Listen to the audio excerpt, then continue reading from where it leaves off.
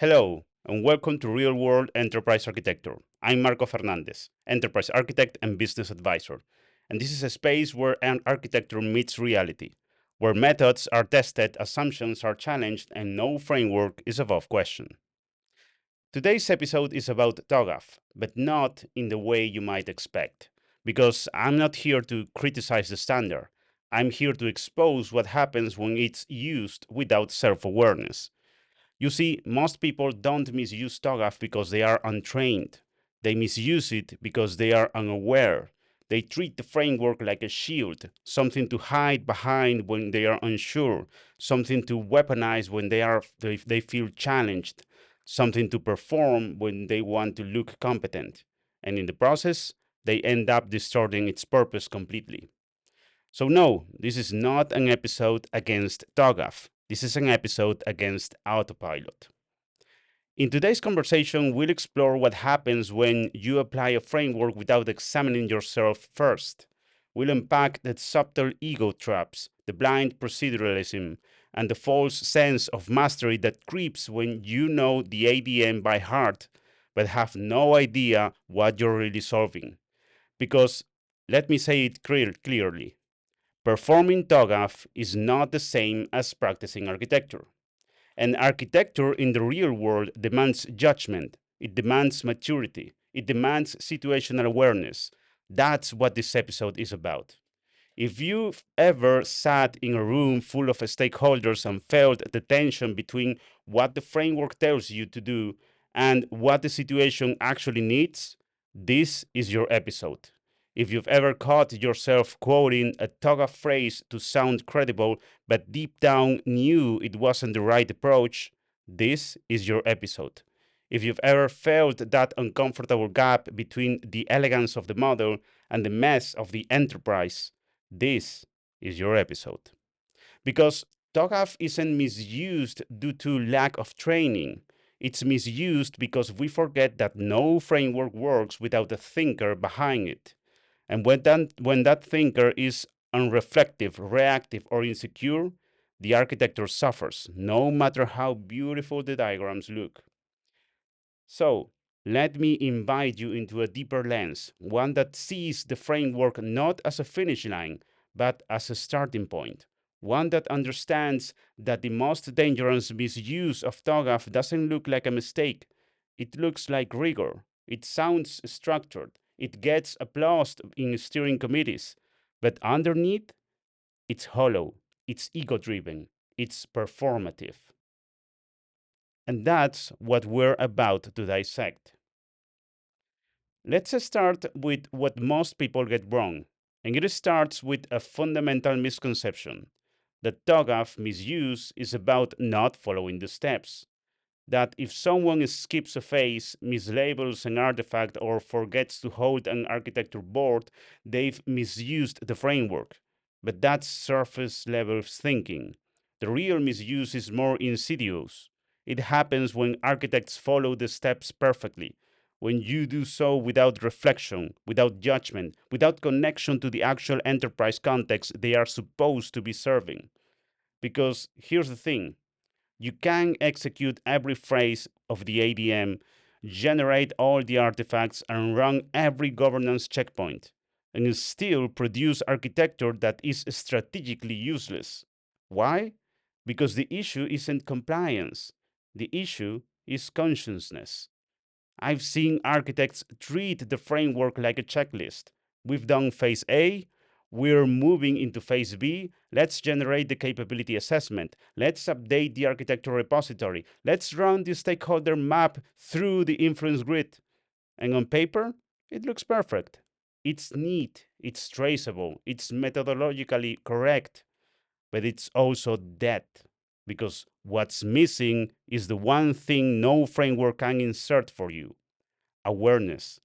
Awareness of the power dynamics in the room, awareness of the unspoken resistance that no diagram will show, awareness of your own motivations, why you are recommending this design, why you're framing the options this way, why you're interpreting the stakeholder needs in the way you are.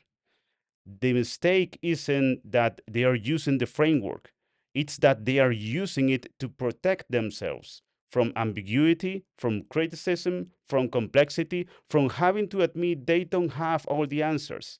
And TOGAF, when used unconsciously, makes that easy.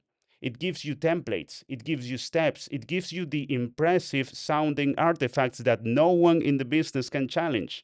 So you look structured, you sound methodical, but underneath, you're hiding, you're avoiding, you're performing. That's what I mean when I say the misuse of TOGAF is psychological, not procedural. It's not about forgetting the method, it's about using the method to avoid the mirror. Because the hard questions aren't in the ADM, they are in you. Do I know what problem I'm actually solving? Am I listening to dissent or filtering it out? Am I using this phrase to serve the enterprise or to validate my own thinking? That's where maturity lives. That's where real architecture begins. Let me put it bluntly. Architecture without reflection is just expensive documentation. And I've seen too many EA teams create beautiful models that never change a single decision. That's not architecture, that's theater. And the more fluent you are in the framework, the more likely you are to get away with it. So here's the challenge: stop asking, did I follow the method? Start asking, did the method help me see what really matters? Because until you make that shift, you're not practicing TOGAF, you are performing it.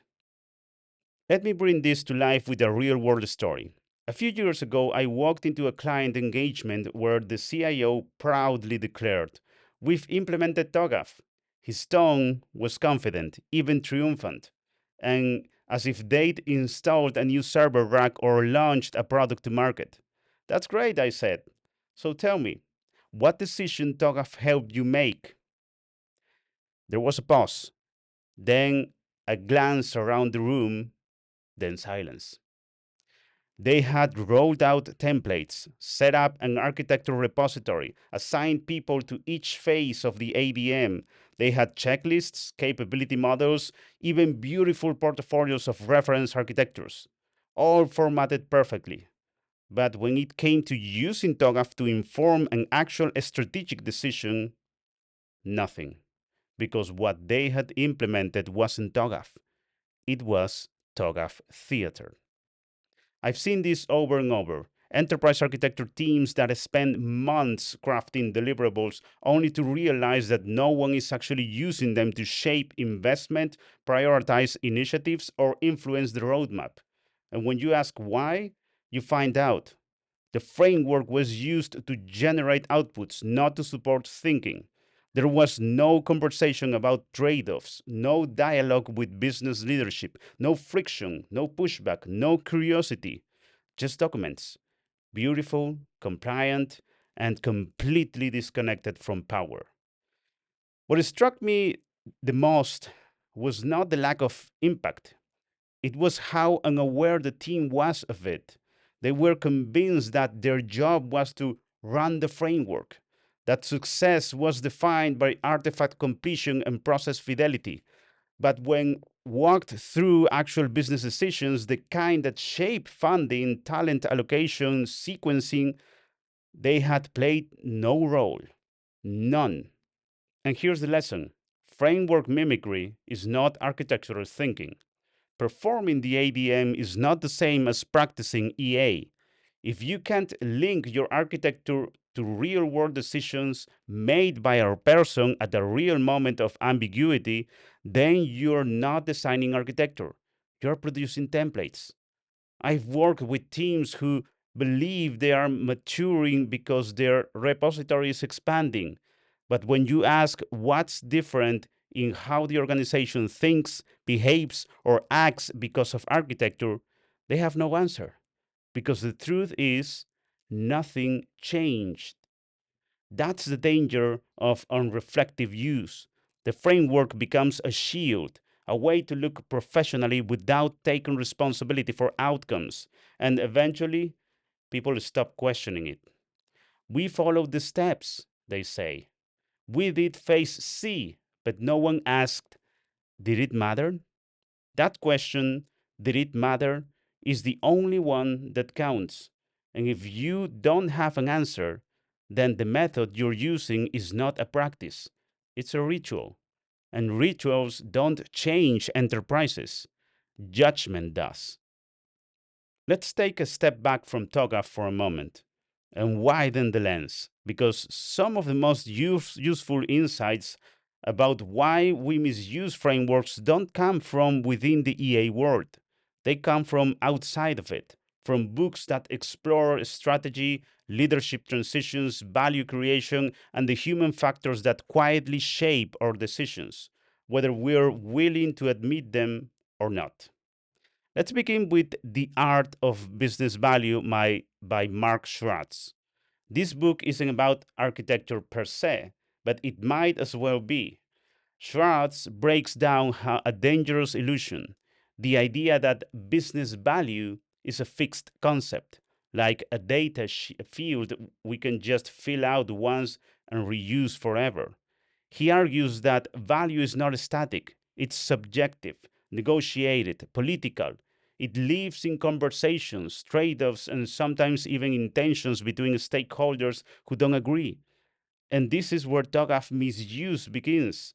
When an architect assumes value is embedded in the framework itself rather than something to be actively uncovered, they start treating the ADM as a value engine. But the ADM doesn't tell you what matters to your business. It assumes you've already figured that out. When we skip that messy negotiation, we end up with architectures that are well structured but strategically hollow. Schwartz doesn't say this to dismiss method. He says it to remind us that clarity comes not from compliance, but from dialogue. And in most organizations, value is not an answer, it's a question that keeps evolving. If you treat value like a checkbox, your framework becomes theater. If you treat it like a conversation, your framework becomes a tool for change.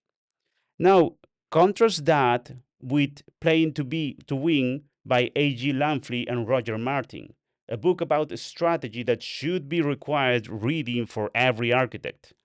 Lampley and Martin make it clear. Strategy isn't about planning.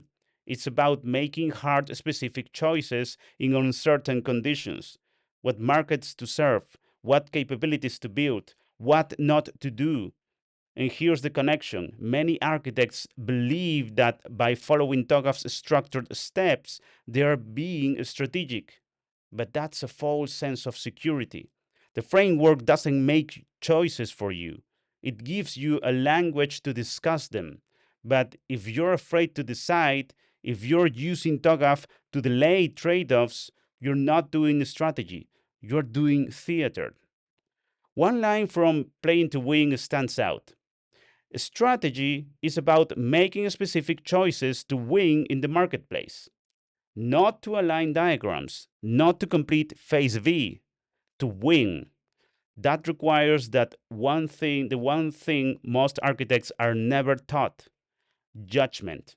And judgment can't be found in a checklist. It must be developed, sharpened through exposure, reflection, and feedback. That's why TOGAF misuse isn't just procedural, it's psychological. It's the architect's unwillingness to make ownership of uncertainty.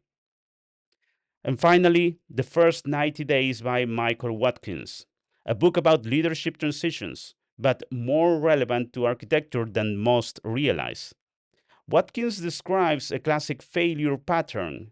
New leaders, especially technical ones, enter an organization and immediately try to apply their favorite playbook.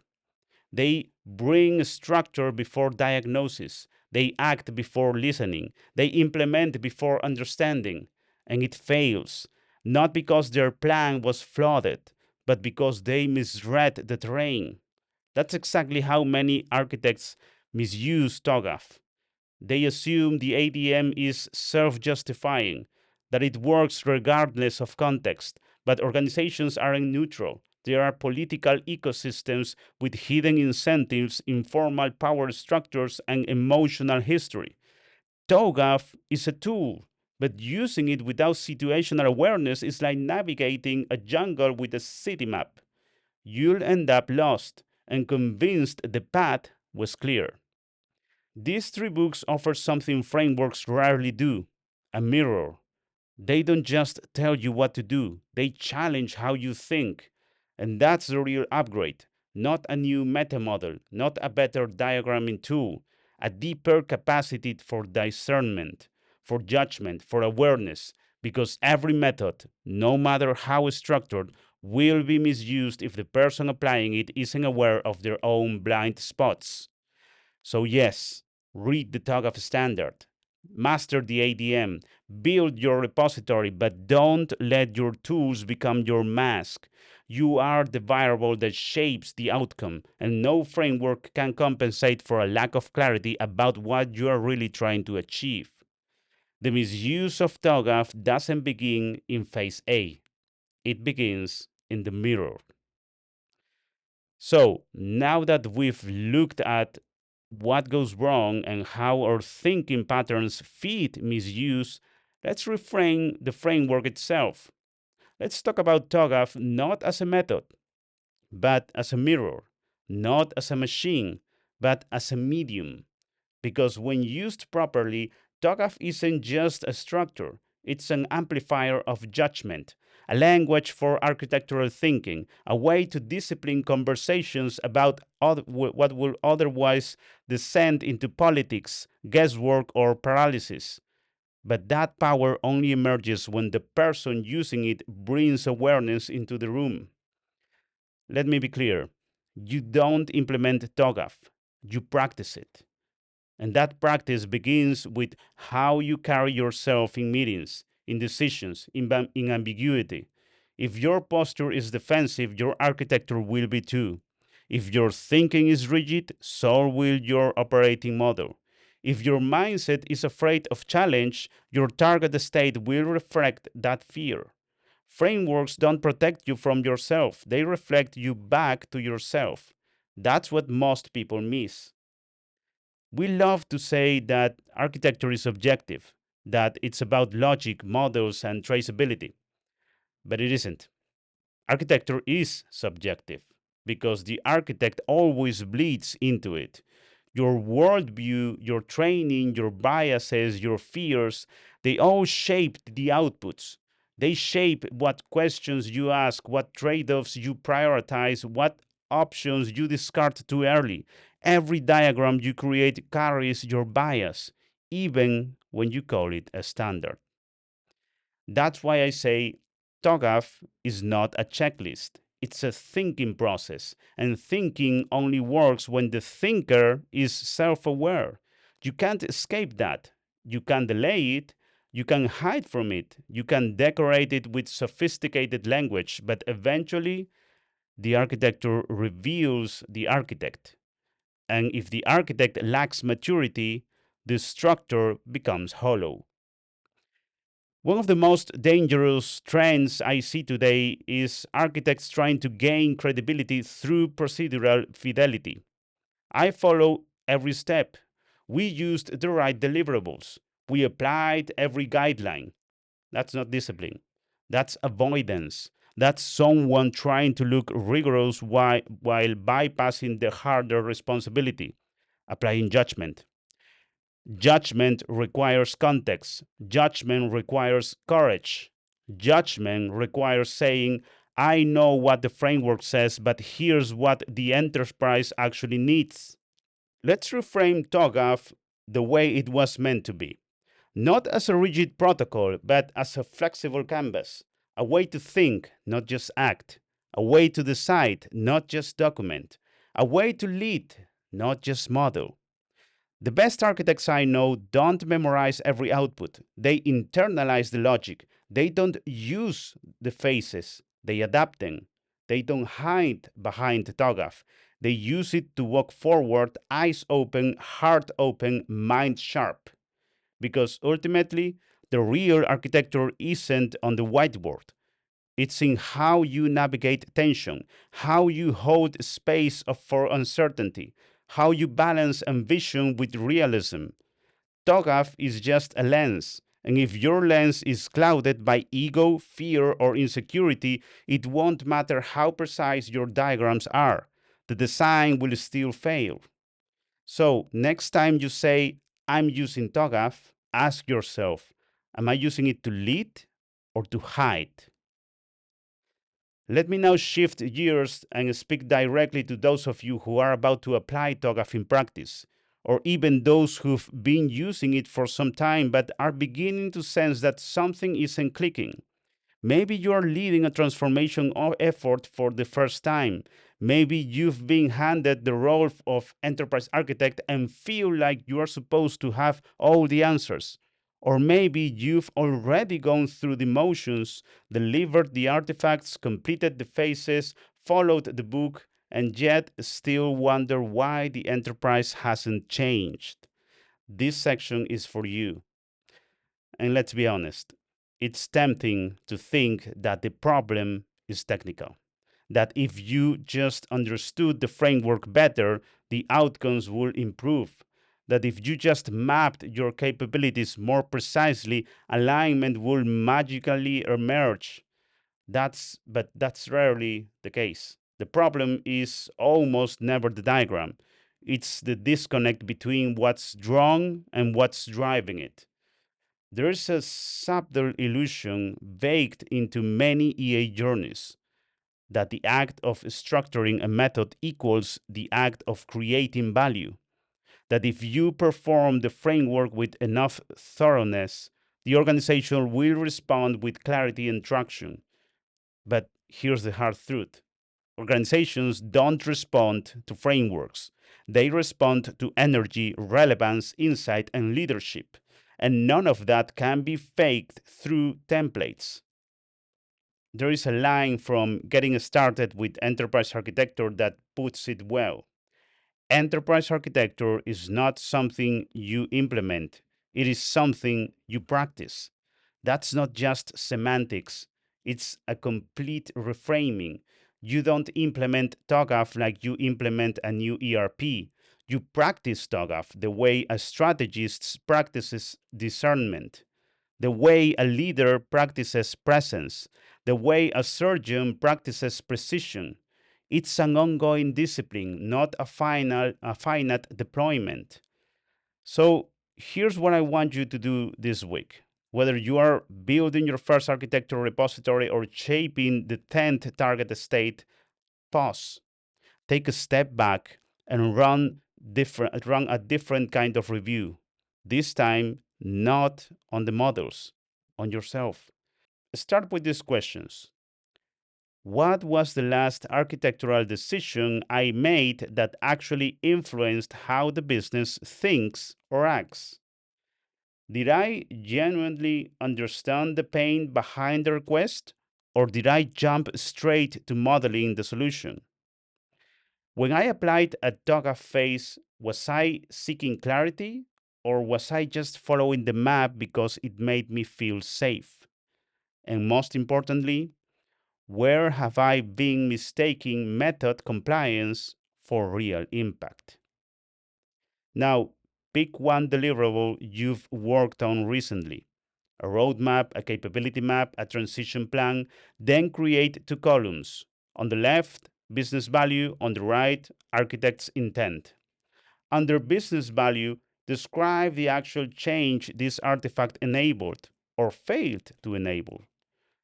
Was a decision made because of it? Was funding allocated? Did it reframe a conversation with leadership? Did it shift the way a team works?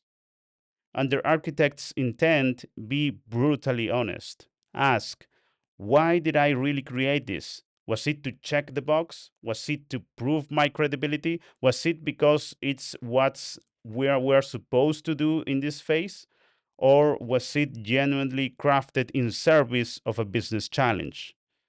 That exercise alone could expose more about your architecture practice than any certification exam, because that's where self awareness lives.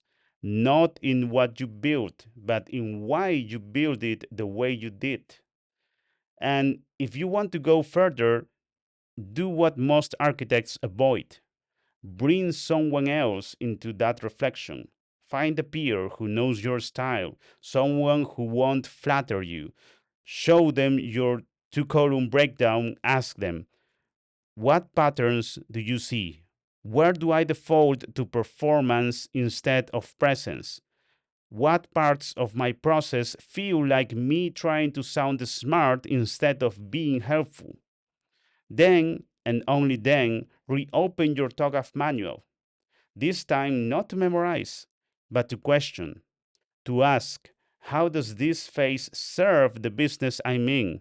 Which part of this process actually moves the needle? And what should I leave out, slow down, or reshape to make the architecture more real? Because that's the ultimate shift. You stop seeing TOGAF as the answer. You start seeing it as a canvas, and you become the one responsible for the brush. Architecture is not a performance, it's a presence. And if you start practicing it that way, you'll stop being the person who draws boxes and start becoming the person who shapes outcomes. Before we wrap, let me say something a little sharper. I've seen entire architecture teams perform TOGAF like it's a ceremonial dance. ADM, phase A, B, C, D, check, check, check, deliverables polished, frameworks cited, governance boards aligned, and the motions of rigor, all the theater of method. And yet, zero strategic impact. No decisions get clearer. No trade offs get resolved. No real momentum builds because they weren't doing architecture. They were performing architecture.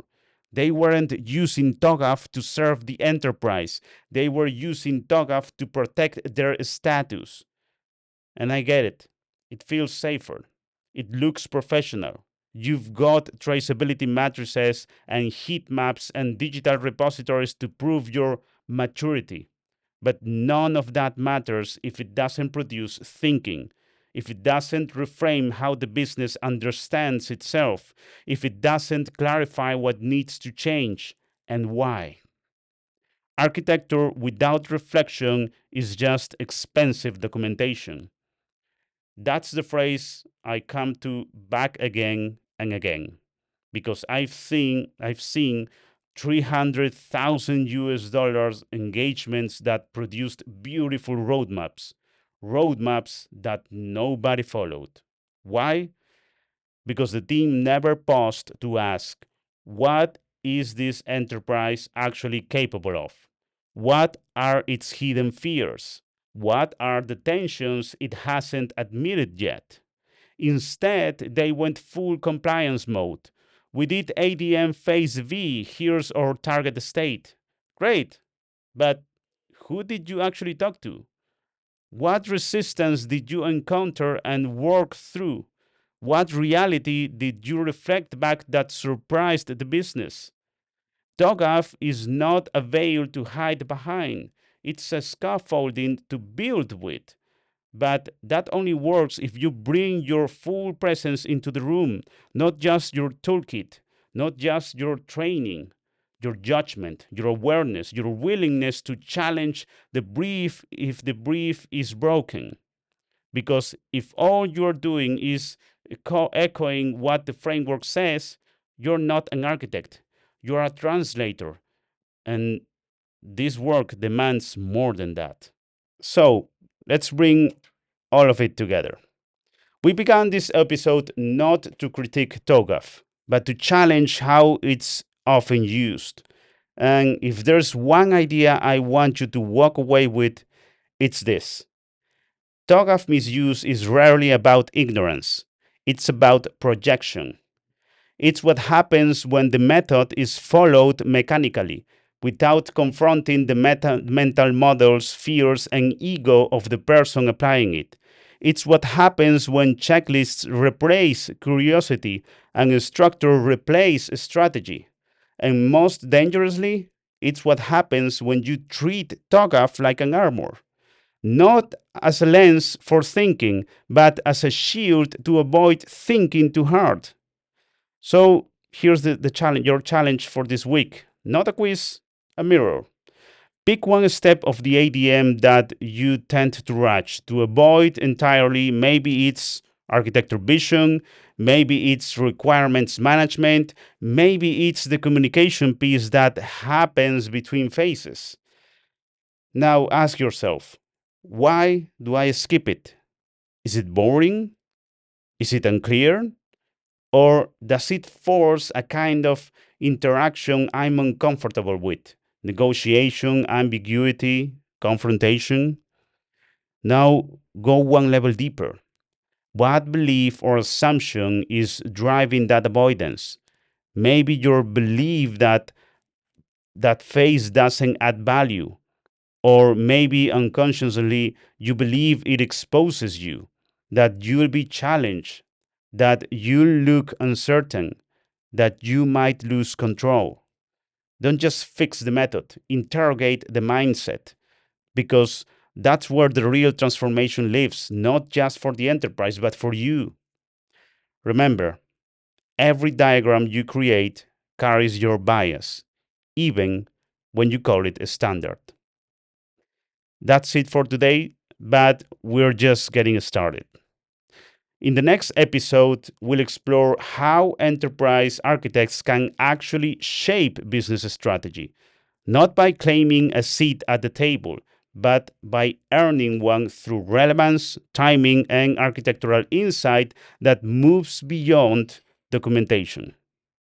Until then, design with presence, question your defaults, and never forget the framework doesn't create architecture, you do. Thank you.